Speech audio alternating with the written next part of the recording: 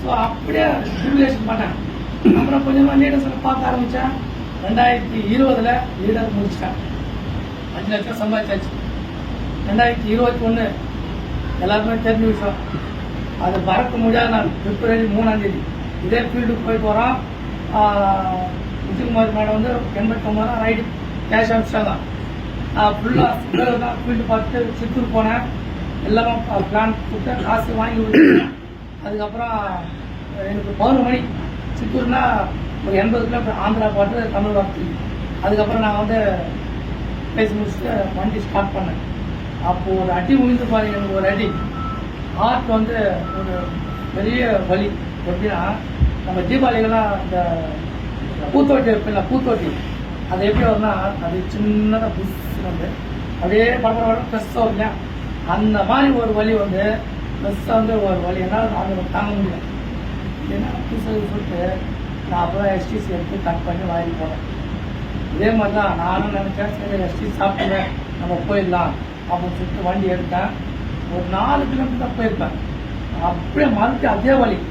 ஆஹா, நம்ம இது மாதிரி போக முடியாது, இது போனால் வெறும் காடு தான். அப்படியே யூட்டன் போட்டு போய் பார்த்துட்டேன். யாரோ வீட்டாங்க, அவங்க எடுத்து போயிட்டு ஹாஸ்பிட்டலில் சேர்த்தாங்க.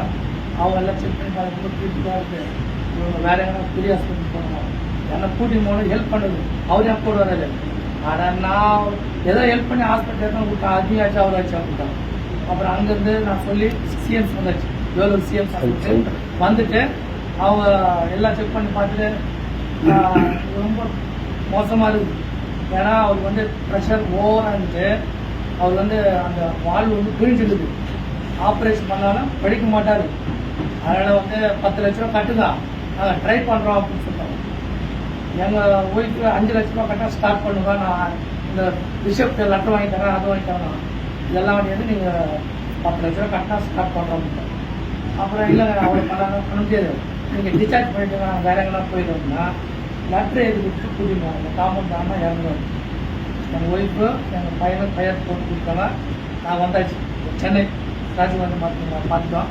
எல்லாம் அவங்க செக் பண்ணிட்டாங்க. எதுனாங்கன்னா எனக்கு ரெக்கமெண்ட் பண்ணனால எங்கள் வீட்டு எதிர் வீட்டு பாப்பா வந்து சீஃப் டாக்டரோட அசிஸ்டண்டாக இருக்கனால வீட்டுக்கு அனுப்பிச்சாங்க. இல்லைன்னா மற்ற எல்லா மாதிரி ஓப்பன் சர்ஜரி பண்ணிட்டு இந்த ஹார்ட்டு லிவரு பித்தப்பை எல்லாம் பார்த்து டாக்டர் கற்றுக்கிட்டேன், நம்மளை மூட்டை கட்டி அனுப்பிச்சிடுவாங்க. இந்த மாதிரி 6 பேஷண்ட் நாங்கள் அவுட் பண்ணிட்டோம். தூரம் இறந்துருவாரு, தயவு செய்து சீக்கிரம் வீட்டுக்கு போயிட்டு போகணும் அப்படின்னு சொல்லிட்டாங்க சீஃப் டாக்டர். இங்கேருந்து அங்கே இருக்காங்க. எங்கள் வீட்டுக்கு எதிர்த்து பாப்பா வரப்பில்லையா, 4 டாக்டர் எங்கள் ஒய்ஃப் போட்டு பேசிக்கிறாங்க. ஒன்றும் கவலைப்படாது, நான் பேசுகிறேன் போட்டு. ஆனால் அவன் கற்றுக்கிட்டு பார்க்குறான், என்ன வச்சு ஒத்திக்கு பார்க்குறான். அதுக்கப்புறம் வந்து அந்த பாப்பா வந்து ஆண்டி கொஞ்சம் வெயிட் பண்ணுவேன் சீட்டாதான் அப்படின்னு சொல்லிட்டு வீட்டுக்கு போயிடுவாங்க. உடனே அங்கிருந்து 3:30 மணி மதியம் எங்கள் ஒய்ஃபோட அக்கா வீட்டுக்கு வந்து ஹோமியோபதி டாக்டர் அவர் ஃபோன் பண்ணி பேசுகிறாங்க. அவர் வாங்கணும், அவர் வந்துட்டார். நாங்கள் போயிட்டோம்.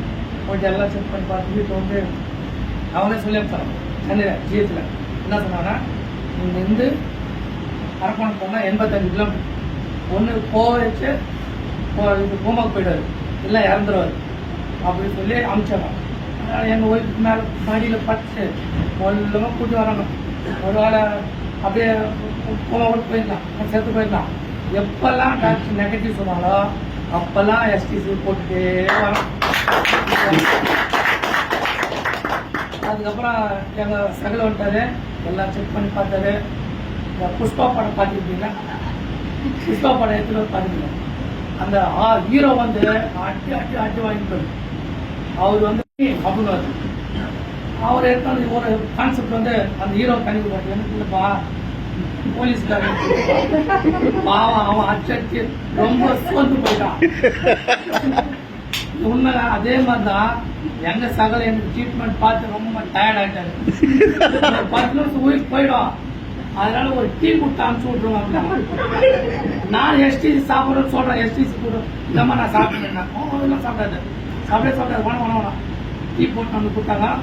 அவர் சாப்பிட்டேன், நான் எஸ்டி சாப்பிட்டு அவருக்கு தெரியாது. நான் சாப்பிட்டு வந்து உக்காந்துட்டேன். அப்புறம் காலையில் ஒரு அந்த ஹோம்மேட் ஒரு 5 அங்கல் கொடுப்பாரு.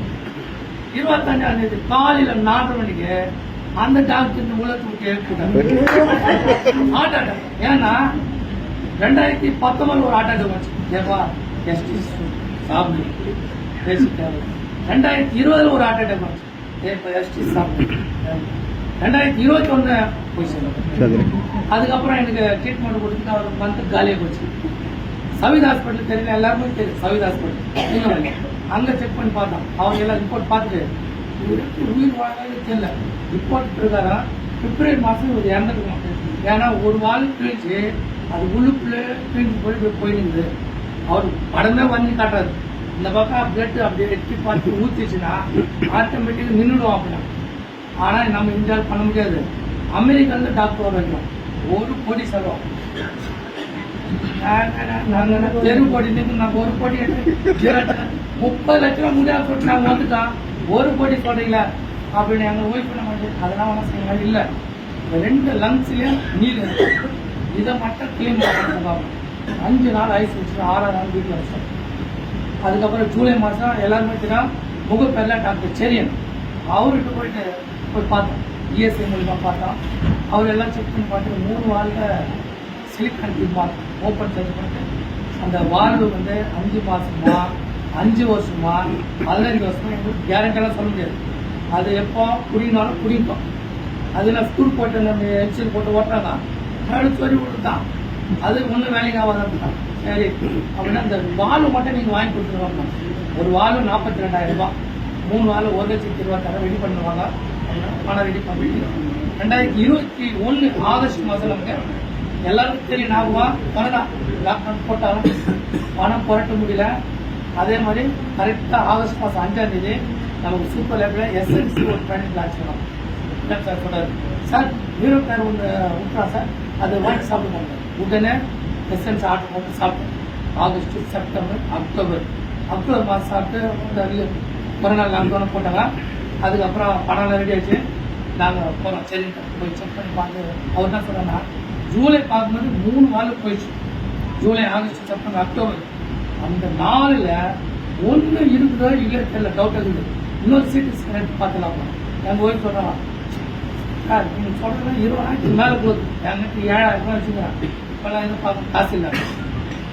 முக்கியம் 7,000 ரூபாய் கட்டி முதல்ல ட்ரீட்மெண்ட் அந்த டெஸ்டடு ரிப்போர்ட் வாங்கும்போது மீதி பண்ணக்கூட நான் ஒரு லெட்டர் கொடுக்குறோன்னு கொடுத்தாங்க.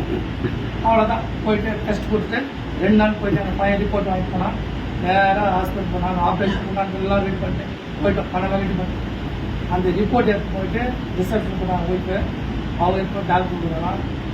3 டாக்டர் வந்தாங்க. எல்லாரும் கை ரிப்போர்ட் எல்லாம் செக் பண்ணாங்க. ரிப்போர்ட் எல்லாமே கூடி போச்சு. 10 லட்சம் போச்சு. அவருக்கு இவர்கிட்ட ஒரு 10 லட்சம் வாங்கணும்னு பார்த்தா இவர் எல்லாம் கூட்டி போயிருது.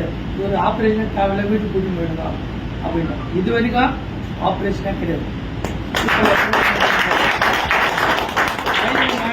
அவங்க சார் தான் கூப்பிட்டாங்க. அந்த சார் பேச கொடுத்து அவங்க ஒய்ஃப் பண்ணுறாங்க. எங்கள் ஒய்ஃப் வந்து நான் வேலைன்னு பார்த்தேன். அவங்க ஒய்ஃப் நல்லா பேசுவோம், சூப்பராக பேசுவோம். அவங்க இன்னும் நல்லா சொல்கிறாங்க. கூட நான் திருவண்ணாமலை எல்லாரும் ஆகும். எங்கள் ஒய்ஃப் வச்சு பேசுறது ஏன்னு சொன்னால், இன்னைக்கு சூப்பர் லைஃப்பில் இருக்கிற மாதிரி ப்ராடக்ட்டு இன்னைக்கு வரும் நிறையா. ஆனால் ஏதோ கம்பெனி சொல்கிறாங்க, நேற்று பெய்ஞ்ச மழையில் இன்னைக்கு போட்ட காலானது. அது இதுவரைக்கும் டெஸ்ட் மணி இல்லை, ஒன்றும் இல்லை. எங்கே செஞ்சாலும் நம்ம அதே தான் வேலை செய்ய போகிறோம். இல்லை சார், சூப்பர் லைஃப்பில் நல்ல ஒரு டீம் அமைச்சிருக்கோம். எல்லாருக்குமே இது பிடிச்சிங்க, ப்ராடக்ட் ரெக்கமெண்ட் பண்ணுங்க.